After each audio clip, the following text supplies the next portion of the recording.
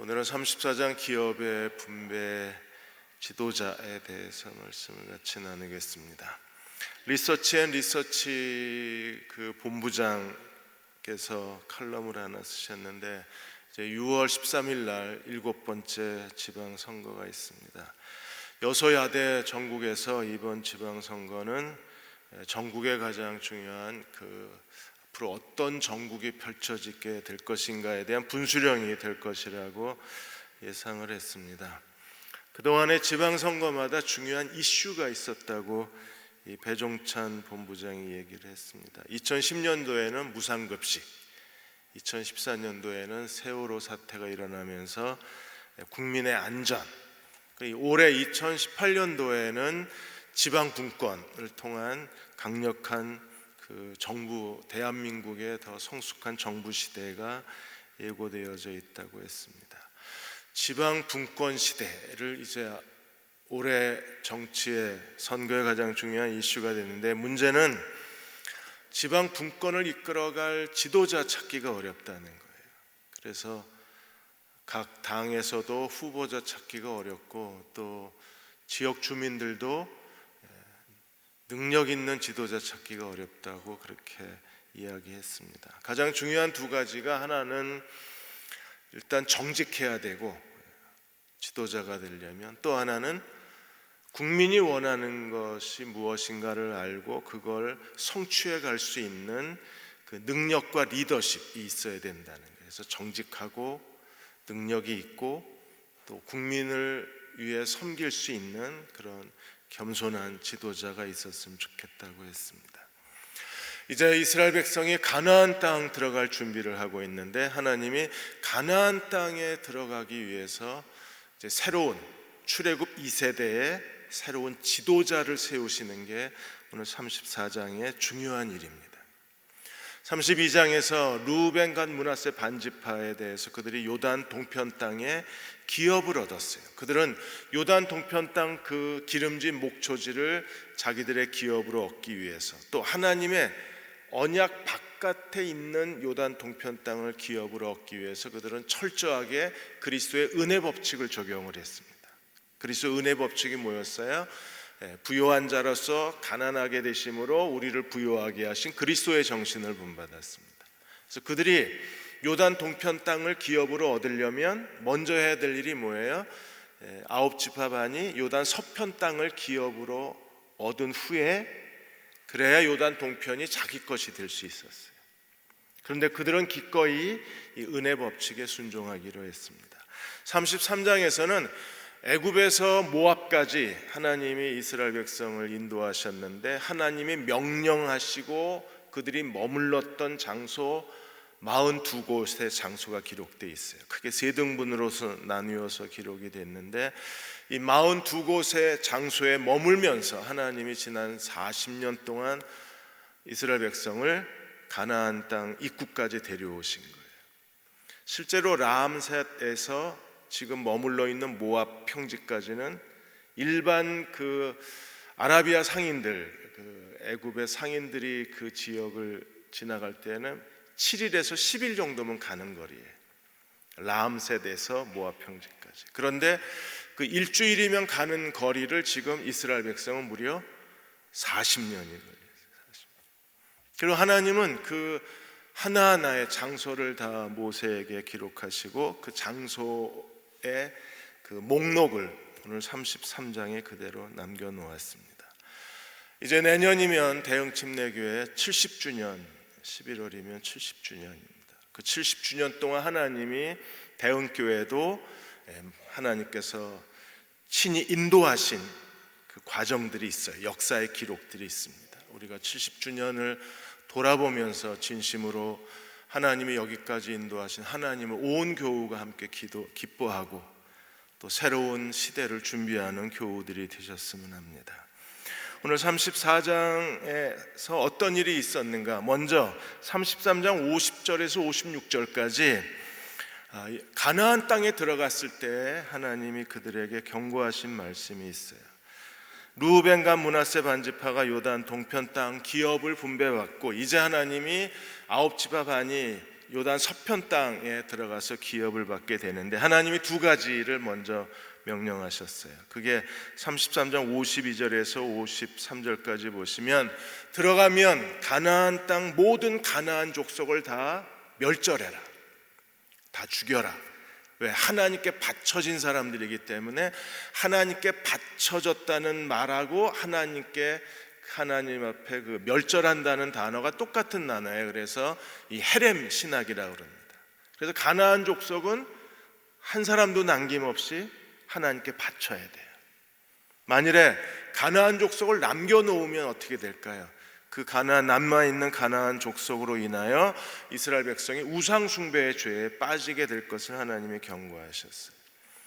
그래서 51절에 이렇게 말씀하셨습니다. 이스라엘 자손에게 말하여 그들에게 이르라, 너희가 요단강을 건너 가나안 땅에 들어가면, 가나안 땅에 오리엔테이션을 하시는 거예요. 가나안 땅에 들어가면 그들이 해야 할 가장 중요한 거룩한 의무가 무엇입니까? 52절에 그 땅의 원주민을 너희 앞에서 다 몰아내고 그 새긴 석상과 부어 만든 우상을 다 깨뜨리고 가나안 족속을 다 몰아내라. 그리고 그들이 섬기는 우상과 석상을 다 파괴시켜라. 그리고 그들이 미신을 섬겼던 산당을 다 헐어버려라. 그렇게 해야 되는 이유가 어디 있어요? 그래야 그 가나안 땅에서 이스라엘 백성이 거룩하신 하나님을 섬기는 정결한 백성이 될 수 있는 거예요. 그래서 53절에 그 땅을 점령하여 거기 거주하라. 내가 그 땅을 너희의 소유로 하나님이 너희에게 주었습니다. 하나님이 주신 거룩한 땅에서 가나안 족속의 우상을 섬기면 안 되잖아요. 왜? 하나님이 주신 거룩한 땅에서 그들은 거룩하게 살아야 되고 누구만 섬겨야 되나요? 마음과 뜻과 정성과 목숨을 다해서 하나님만 섬겨야 합니다. 그러므로 가나안 족속을 다 몰아내라고 주님이 말씀하신 거예요. 그리고 55절에 이렇게 말씀하셨습니다. 만일에 몰아내지 않으면 어떻게 되나요? 너희가 그 땅 원주민을 너희 앞에서 몰아내지 아니하면 너희가 남겨둔 자들이 뭐가 돼요? 몰아내지 않고 남겨둔 사람들이 너희의 눈에 가시가 되고 옆구리에 칼날이 될 것이라. 옆구리에 찌르는 것이 될 것이라. 그래서 그들이 너희를 괴롭게 하리라. 이게 이스라엘 역사였었잖아요. 이스라엘이, 우리가 그 구약의 역사를 보면 결국 이스라엘 역사는 이 하나님이 경고하신 대로 됐어요. 그들이 가나안 땅을 다 몰아내지 아니함으로 인해서 그 남아있는 자들이 이스라엘의 눈에 가시가 되고 옆구리에 창이 돼서 그들의 괴로움이 된 거예요. 그리고 무엇보다도 56절에 그들에게 행하기로 작정한 것을 너희에게 행하리라. 하나님이 가나안 족속을 어떻게 하기로 하셨어요? 여호와께 바치기로 하셨어요. 하나님이 저주를 명하셨어요. 그런데 이스라엘 백성이 그들을 쫓아내지 아니하면 그 저주가 누구에게로 가요? 이스라엘 백성에게로 가는 거예요. 그래서 어떻게 됐어요? BC 722년에 북이스라엘이 아시리아에게 완전히 멸망을 당하고 남유다는 BC 586년에 바벨론에 세 차례 포로로 끌려갔다가 포로로 끌려온 거예요. 사사기 3장 5절 6절에 그들이 하나님의 경고를 어떻게 무시했는가를 이렇게 말합니다. 그러므로 이스라엘 자손은 가나안 족속, 헷 족속, 아모리 족속, 브리스 족속, 히위 족속, 여부스 족속 가운데 같이 살았어요. 마치 하나의 휴머니즘처럼 그들이 가나안 족속을 멸하지 않고 가나안 족속과 같이 살았어요. 그리고 어떻게 했습니까? 6절에 그들의 딸들을 아내로 삼고 자기의 딸들을 그들의 아들에게 주고 결국에 이러한 그 호남 민족이 결과가 뭐가 됐어요? 우상 숭배가 된 거예요. 그래서 그들의 신을 섬겼더라. 그래서 사사 시대도 우상으로 망하고 왕정 시대도 우상 숭배 때문에 망하고 바벨론 포로 후 시대, 결국에 포로 후 돌아와서도 느헤미야서에 보면 우상 숭배하다가 망한 거예요. 남아있는 가나안 족속 때문에 이스라엘이 우상 숭배를 하게 되고 우상 숭배 죄 때문에 가나안 족속에 향하신 하나님의 심판이 그대로 자기 백성 이스라엘 백성에게 심판이 임한 겁니다. 그러므로 오늘 우리도 우상 없는 거룩한 하나님의 백성들이 돼야 돼요. 이성희 목사님이 도시 속의 사막이라는 책에서 경건에 대한 이야기를 하셨습니다. 그리스도인이 경건해야 되고, 이 경건은 유대인들의 아주 오랫동안 하나님이 그들에게 원하셨던 거였어요. 그래서 유대인들은 말씀과 기도의 경건의 삶을 사는데 오랜 시간을 바쳤습니다. 그래서 예수님 당시의 종교 지도자들은 길거리에서 기도하기를 아주 좋아해서 그들이 길거리에서 기도하면서 걸어가다가 나무에 부딪히고, 기도하면서 걸어가다가 돌부리에 채여서 넘어지고, 기도하면서 걸어가다가 벽에 부딪히고, 그래서 이마에 피가 흐르면 기도 많이 하는 사람, 경건한 사람으로 인정을 했어요. 그래서 머리에 피가 흐르는 사람을 보면 사람들이 마음속으로 우러러 보았어요. 그리고 그 사람에 대해서 칭찬을 했습니다. 바리새인과 종교 지도자들이 그 사실을 알고 아예 집에서 나가기 전에 이마에 피부터 흘리고 나갑니다. 머리를 짓이기고 나갑니다. 왜요? 피가 흘러야 경건한 사람이고, 이마에 피가 흘러야 사람들에게 칭찬을 받으니까. 이런 경건을 토마스 왓슨은 남에게 보이려는 경건이라고 그랬어요. 사람들에게 보여주려는 경건, 그냥 칭찬만 받으려는 경건. 그래서 토마스 왓슨은 이런 보여주려는 경건은 이중의 죄를 짓고 있다. 하나님을 속이는 죄요, 사람을 속이는 죄이기 때문에 이중적이라 그랬어요. 그리고 경건은 얼마나 기도를 많이 했느냐에 이런 정적에 있는 것이 아니라, 참된 경건은 뭐였어요? 우리가 야고보서에서 참된 경건은 자기 혀를 제갈 먹일 줄 알고, 또 고아와 과부를 환난 중에 돌아볼 줄 알고, 또 자기를 지켜 세속에 물들지 아니하는, 이게 참된 경건이라 그랬죠. 그러니까 경건은 행위적인 거예요. 경건은 활발해요. 경건은 움직이는 거예요. 동적인 거예요. 그래서 자기 언어의 경건, 가난한 사람들을 돌볼 줄 아는 경건, 그리고 자기를 지켜 세속화되지 않는 경건, 이게 진정한 경건인 거예요. 그러므로 경건이라는 것은 숨어서 은밀한 가운데 있는 게 아니라 세상 속에서 우리가 하나님을 섬기는 자로서 세상 속에서의 경건, 세상을 변화시키고 또 세상에 가장 큰 영향력을 보여주고 더 나은 세상을 만들어내는 게 진정한 하나님 앞의 경건이라는 거예요. 그들이 가나안의 우상 숭배를 떠나서 하나님 앞에 거룩하고 정결하게 사는 사람들입니다. 두 번째로 34장 1절에 15절까지 보시면 하나님이 약속의 땅의 경계에 대해서 설명을 하셨어요. 34장 2절에 너는 이스라엘 자손에게 명령하여 그들에게 이르라. 그들이 가나안 땅에 들어가는 때 그 땅은 너희의 기업이 되리니, 그 가나안 사방지경이라. 그리고 하나님이 어디까지 주시겠다는 그 약속의 땅의 경계에 대해서 설명을 하셨어요. 이게 13장 14장에서 12 정탐꾼이 다녀왔던 그 지역이 바로 하나님이 그들에게 주시고자 하셨던 약속의 땅이었어요. 그래서 먼저 3절에서 5절까지 남쪽 경계에 대해서 설명합니다.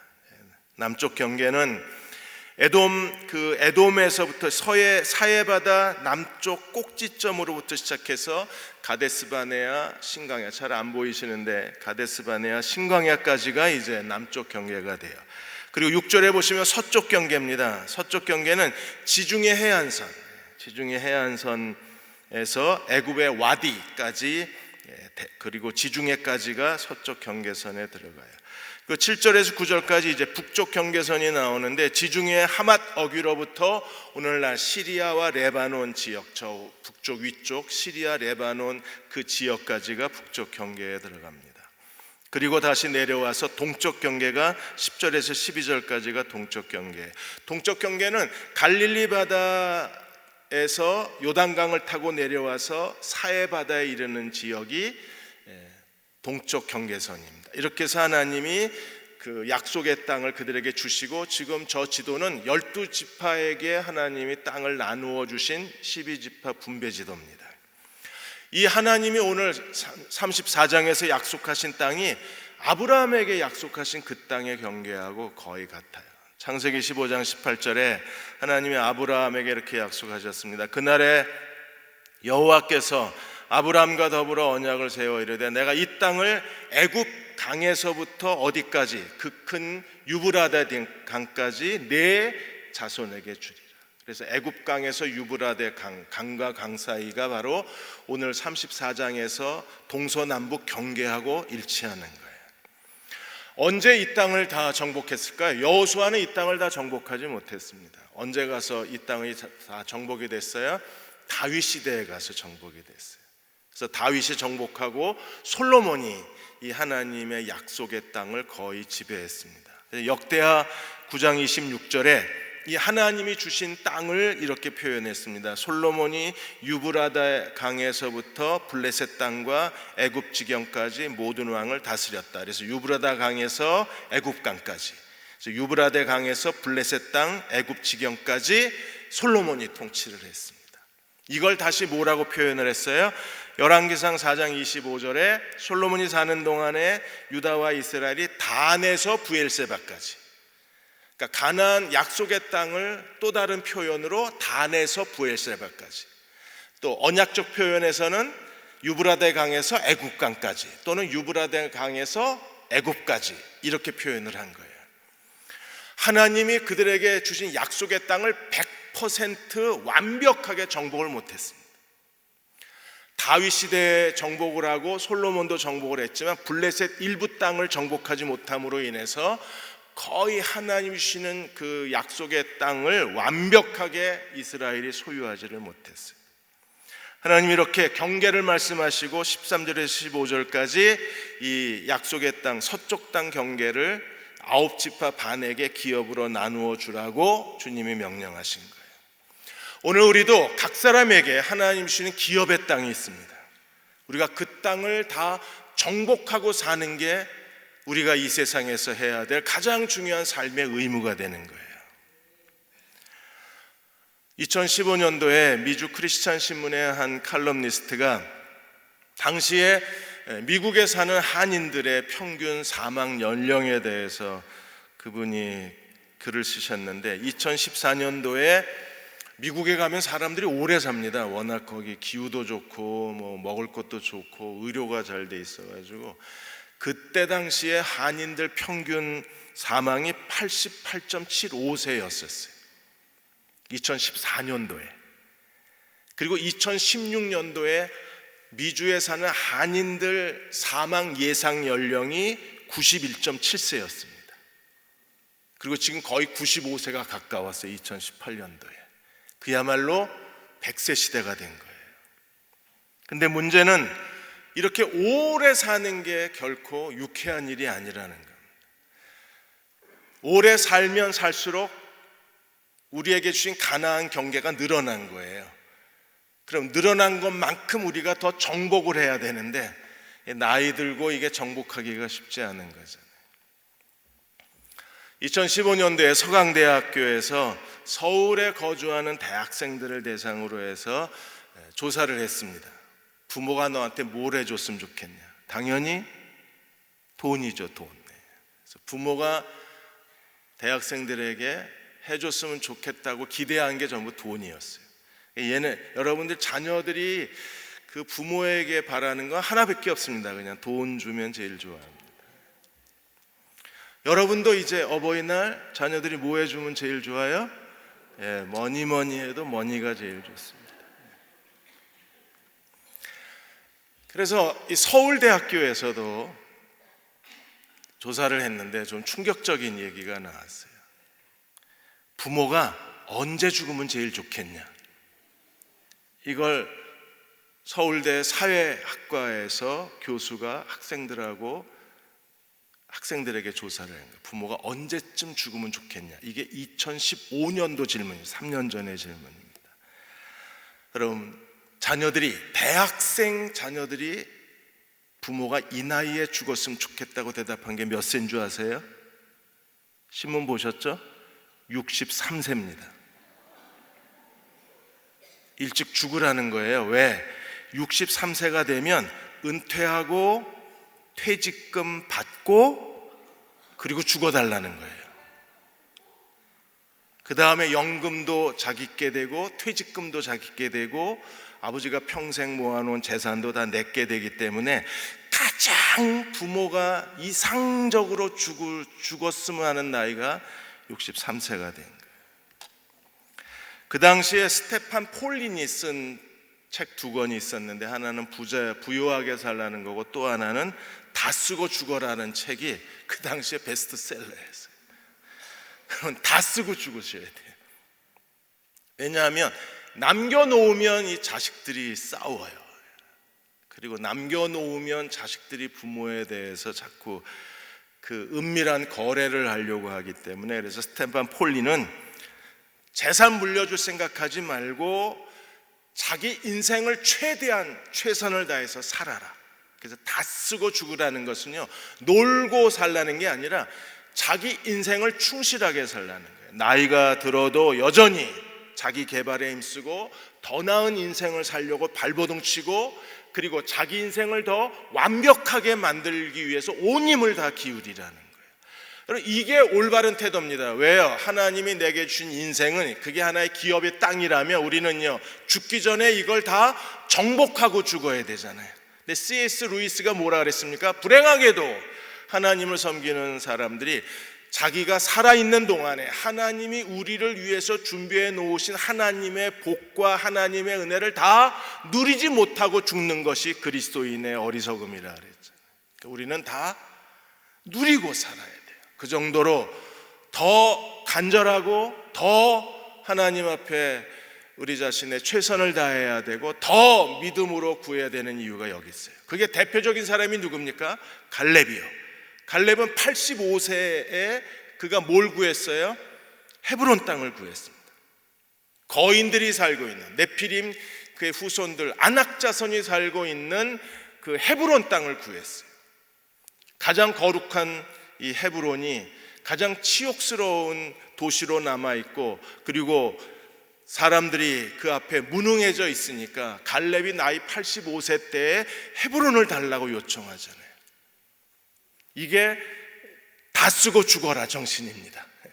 헤브론, 내가 이제도 싸움이나 출입이나 전쟁에 감당할 수 있다. 나이 85세에. 그러므로 헤브론을 기업으로 달라. 이게 다 쓰고 죽자 정신입니다. 여러분, 다 쓰고 죽읍시다.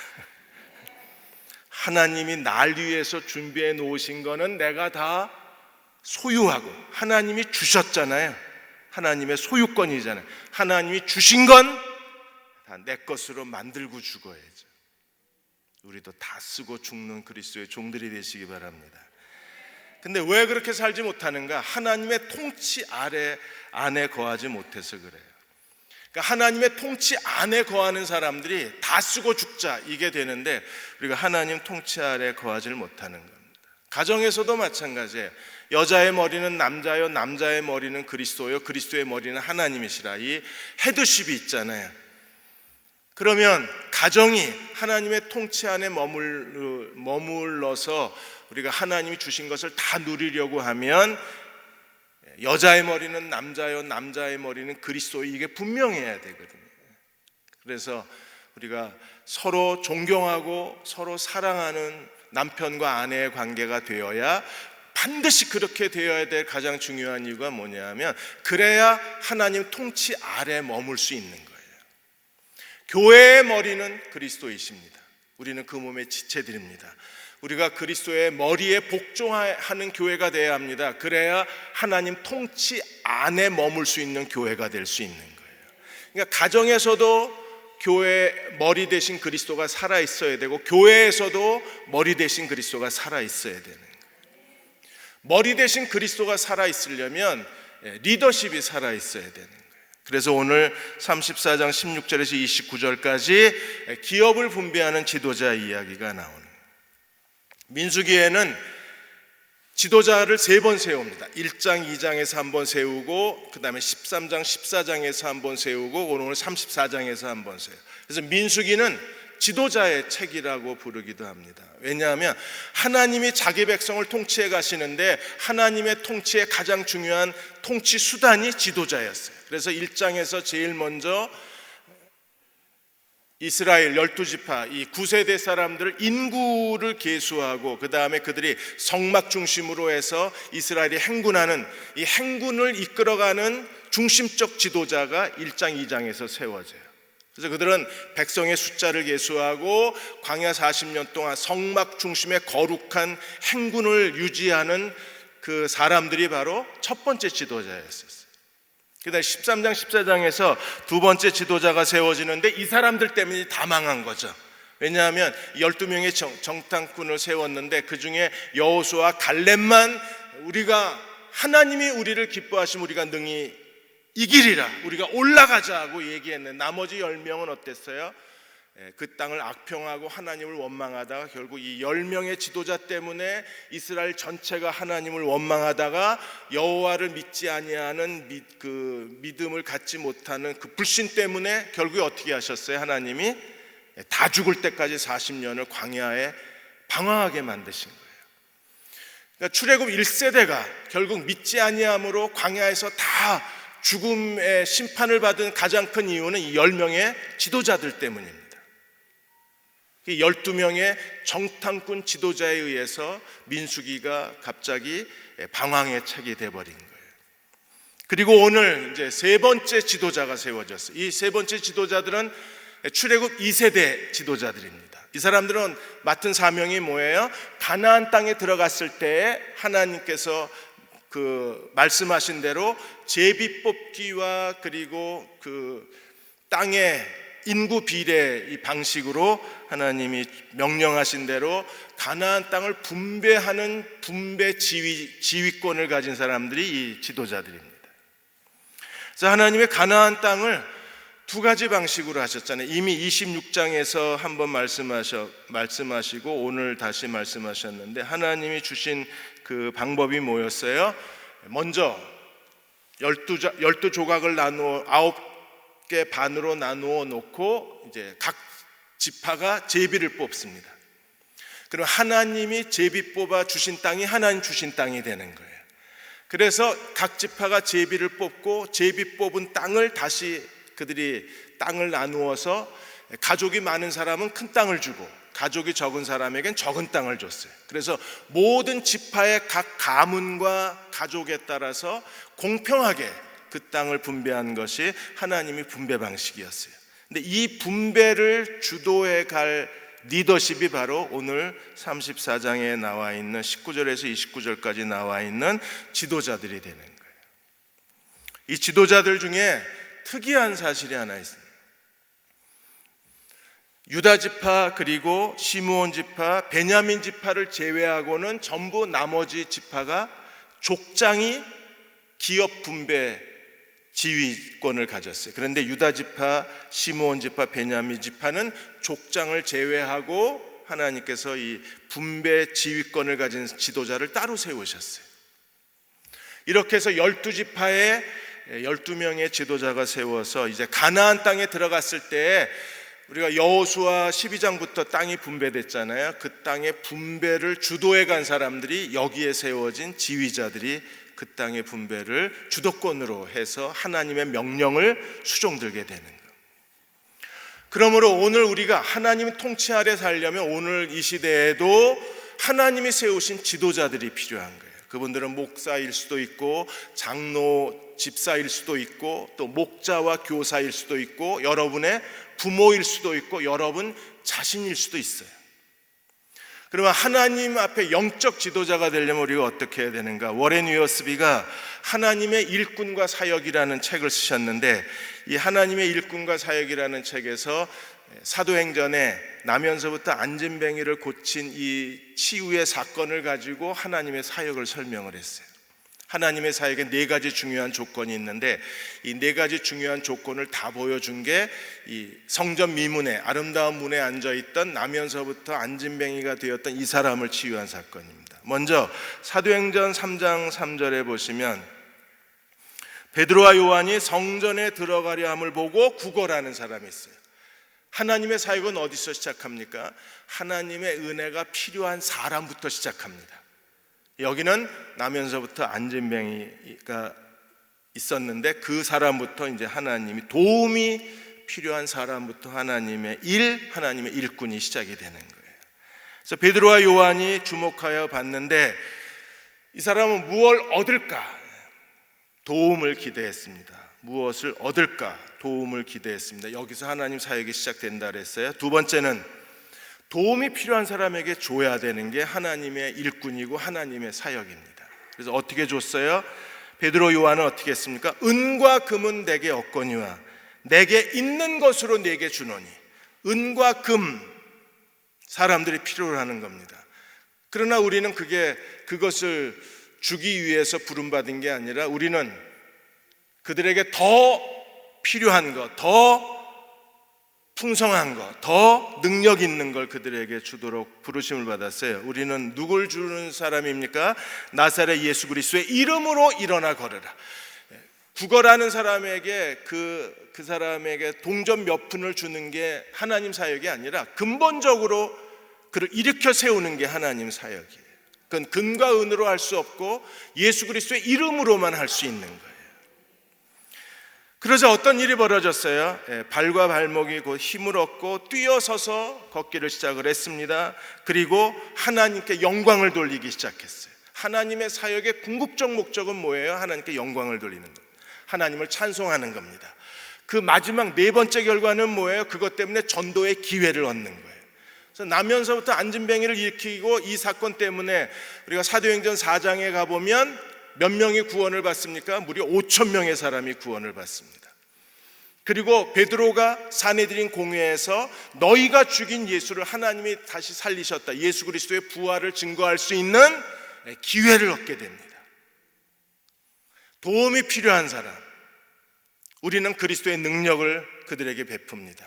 그러면 세 번째, 하나님의 영광이 나타납니다. 네 번째, 그로 인하여 전도의 기회를 얻게 되고 하나님의 더 큰 일의 기회를 얻게 되는 거예요. 그러므로 하나님의 일꾼이 있을 때 하나님은 오늘도 이렇게 일하시는 하나님이십니다. 그러므로 하나님의 일꾼은 두 가지, 워렌 위어스비가 여러 가지를 얘기했는데 그 중에 맨 앞에 두 가지를 우리에게 가르쳐 주었어요. 그 첫째가 지도자는 만들어내는 생산자가 아니라 지도자는 하나님의 은혜와 축복을 나누어 주는 배달의 일꾼이라는 거예요.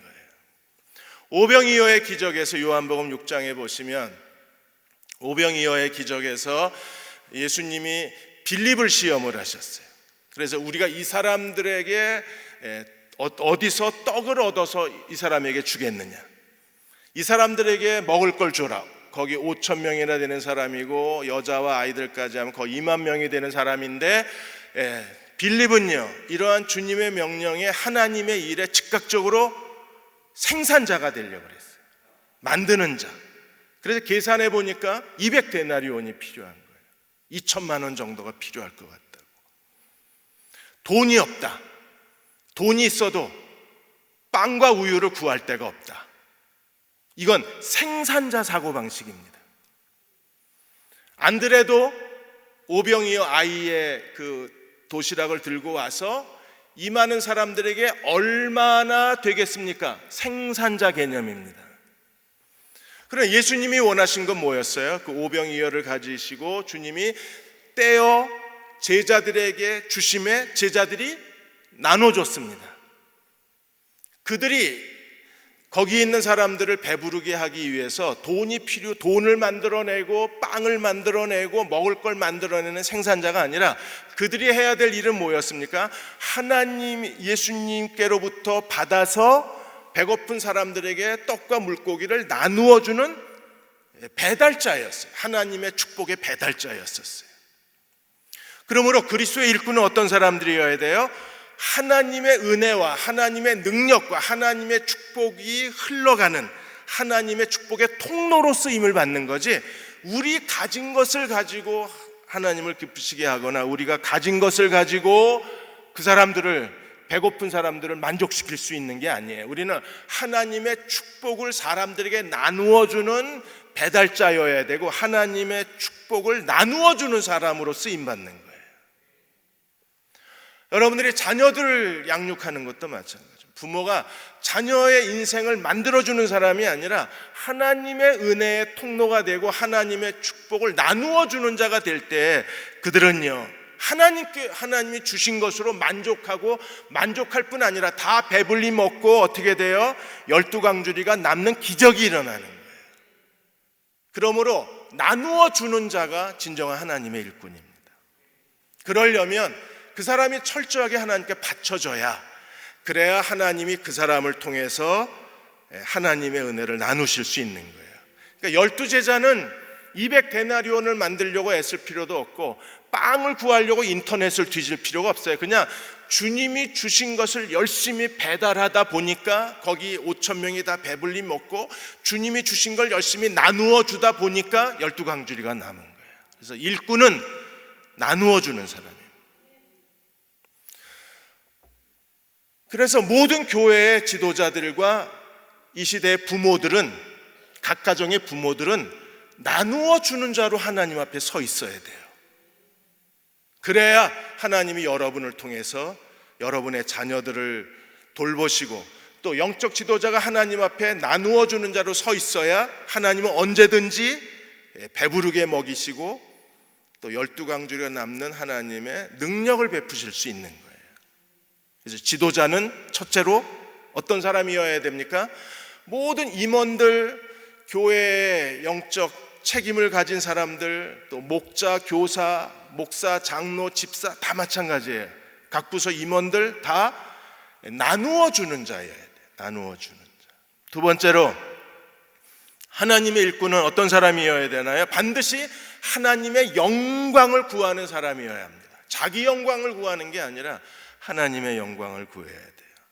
이게 정말 어렵습니다. 왜냐하면 사람은 이기적인 동물이기 때문에 하나님의 영광을 구하면서도 어느 사이에 은밀하게 자기 영광을 추구하고 있는 우리의 못난 자아를 발견하기 때문입니다. 이게 내가 사람들에게 인정받으려고 하는 건지 하나님을 위해서 하는 건지, 내가 사람들에게 내가 얼마나 괜찮은 사람인지 보여주려고 하는 건지, 이게 하나님의 영광을 구하는 건지, 이게 잘 분별하기가 쉽지 않습니다. 그럼에도 불구하고 우리는 어떻게 해야 돼요? 자기를 드러내려고 일을 하는 게 아니라 우리는 어떤 사람이어야 합니까? 그리스도를 드러내기 위해서 일하는 사람이어야만 합니다. 허드슨 테일러가 한 교회에 나가서 소개받을 때 그분이 항상 교회 앞에 하는 이야기가 있습니다. 그는 이렇게 설교를 시작하고 이렇게 인사를 시작합니다. 존경하는 하나님의 백성 여러분, 또는 존경하는 동역자 여러분, 나는 위대한 주인을 둔 미천한 종에 불과합니다. 위대한 주인은 누구예요? 그리스도. 미천한 종은 누굽니까? 나요. 우리가 항상 이걸 잊어버리지 않고 살 수만 있다. 위대한 주인을 둔 미천한 종입니다. 이 종의 정체성, 종의 자아의식, 종의 정신을 잃지 않고 살 수만 있다면 우리는 하나님의 영광을 위해서라면, 기꺼이 그리스도가 십자가에서 벌거벗긴 채 십자가에 매달리시고 부끄러움을 개의치 않은 것처럼 우리가 하나님의 영광을 구하는 사람이라면 사람들 앞에 벌거벗김을 당하는 것도 두려워하지 않을 수 있어요. 종의 정신은 어떤 정신인가요? 요한복음 15장 8절에 너희가 열매를 많이 맺으면 내 아버지께서 영광을 받으실 것이요 너희가 내 제자가 되리라. 그래서 종의 정신은요, 열매를 많이 맺는 사람들입니다. 왜? 열매를 많이 맺어야 하나님이 영광을 받으시고 열매를 많이 맺어야 주님의 제자가 되기 때문에 그들은요, 삶의 모든 순간에서 하나님의 기회를 찾아내고 하나님의 뜻을 찾아내고 잠시도 그들은 쉬지 않고 끊임없이 하나님을 섬기기 위해서 자기 모든 걸 쏟아내는 사람들입니다. 그래야 열매를 많이 맺으니까, 열매를 많이 맺어야만 하나님이 영광을 받으시니까, 열매가 많이 맺어야만 내가 주님의 제자가 될 수 있기 때문에 그들은 열매 맺는 삶을 위해서 끊임없이 자기를 투자하는 사람들. 여러분, 얼마나 열매를 맺고 계시나요? 요새는 완전히 스마트 농업이 돼가지고 드론이 수만 평의 그 감자밭 같은 콩밭 같은 경우에, 미국 같은 경우에는 수만 평의 콩밭을 드론이 다 찍어요. 사진을 찍어서 드론이 이 색깔별로 분류를 해냅니다. 초록색이 진한 데는 콩이 열매가 많이 맺혀진 거고, 초록색이 누런색하고 합쳐져 있으면 콩이 열매를 덜 맺는 지역이에요. 이게 드론 사진 촬영으로 1년, 2년, 10년 계속 축적이 되면서 그러면 초록색 짙은 데는 기름진 데니까 거기는 씨앗을 더 많이, 콩을 많이 뿌리고 이 색깔이 옅은 데는 콩을 적게 뿌려요. 왜? 뿌려봐야 다 죽으니까. 이렇게 해서 평소의 콩 열매보다 4배 내지 5배의 콩을 더 수확을 합니다. 그러니까 더 많이 수확하기 위해서 지금 농부들은요, 최첨단 스마트 농업을 하고 있는 거예요. 우리도 적어도 우리가 예수님의 미천한 종이라고 부르고 예수님이 내 인생의 주인이시라면 우리는요, 더 많은 열매를 맺기 위해서 끊임없이 공부하고 끊임없이 기도하고 끊임없이 헌신해야만 돼요. 두 번째로 종의 정신은 뭔가요? 요한복음 17장 4절에 아버지께서 내게 하라고 주신 일을 내가 이루어 아버지를 이 세상에서 영화롭게 하였나이다. 하나님의 영광을 구하는 종들은요, 하나님이 내게 하라고 주신 일을 완성하는 사람들입니다. 대흥교회에 하나님이 주신 일은 뭘까요? 여러분 한 사람 한 사람에게 하나님이 하라고 주신 일은 무엇입니까? 우리가 그걸 믿음과 헌신과 희생으로 하나님이 하라고 주신 일을 온전히 이루어내는 사명자의 자아를 가진 사람들이 하나님을 영화롭게 하는 거예요. 김진홍 목사님이 아침 묵상을 하시는데 거기에서 지도자 이야기를 하셨어요. 도산 안찬호 선생한테 어떤 사람이 와서 이렇게 얘기했습니다. 왜 이렇게 지도자가 없냐? 지도자가 없는 시대에 지도자가 참 필요하다, 이런 얘기를 하니까 안창호 선생이 그렇게 얘기를 했답니다. 지도자가 없다고 한탄하지 말고 네가 지도자가 되기 위해서 공부하라고. 우리는 사람이 없다는 얘기를 많이 합니다. 누구나 할 수 있습니다. 그러나 더 중요한 것은요, 우리가 하나님이 쓰실 만한 하나님의 일꾼이 되려고 스스로 공부를 해야 됩니다. 여러분, 공부하지 않고 일꾼이 될 수는 없는 거예요. 예수님이 3년 동안에 일상생활에서 제자들을 무슨 세미나 1, 2, 3를 가르친 게 아닙니다. 월요일은 무슨 조직시나, 화요일은 성경시나 이루고 가르치신 게 아니에요. 그냥 일상생활에서 먹고 마시면서 예수님이 제자들을 훈련하셨어요. 그리고 제자들에게 그들이 해야 할 중요한 일을 말씀하셨어요. 뭘 말씀하셨습니까? 너희는 모든 족속을 제자로 삼으라고, 땅끝까지 가라고. 이 사람들은요, 갈릴리 어부들입니다. 이스라엘 바깥에 나가본 적이 없는 사람들입니다. 비행기 한번 해외여행 가본 적이 없는 사람들입니다. 그런 이 갈릴리 어부들에게 예수님이 말씀하시기를 땅끝까지 가라. 그게 가슴 뛰는 일인 거예요. 그걸 위해서 이제 살아야 할 삶의 목표가 생긴 겁니다. 그리고 그걸 위해서 죽을 수 있는 인생의 비전이 생긴 거잖아요. 그래서 김진홍 목사는 지도자는 누구냐? 어떤 사람이 지도자예요? 그것을 위해서 죽을 수 있는 삶의 목적을 발견한 사람이 지도자라는. 하나님이 우리에게 삶의 비전을 주셨습니다. 예수 그리스도의 지상명령에 순종하는 교회가 되는 게 우리가 해야 될 중요한 일입니다. 그걸 알고 그것을 위해서 우리가 자기가 가진 것을 바칠 수 있는 사람이 될 수만 있다면 그들이 이 시대에 가나안 땅 분배 지휘관이 되는 거예요. 교회 직분이 중요한 게 아닙니다. 이 정신을 가진 사람이 교회의 영적 리더십을 가진 사람들이에요. 그 사람들이 교회를 끌고 가는 겁니다. 여러분의 가정이 하나님이 기름 부어주신 일꾼의 가정이 되고 대흥교회와 한국교회가 하나님의 일꾼의 교회로 하나님 앞에 다시 세워지는 그런 교회 회복이 우리 안에 있기를 주의 이름으로 축원합니다. 기도하겠습니다.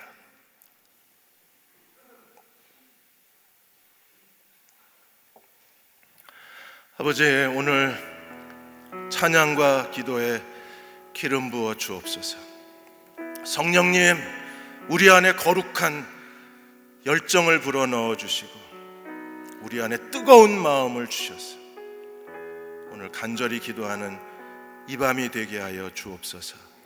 예수님의 이름으로 간절히 기도하옵나이다. 아멘.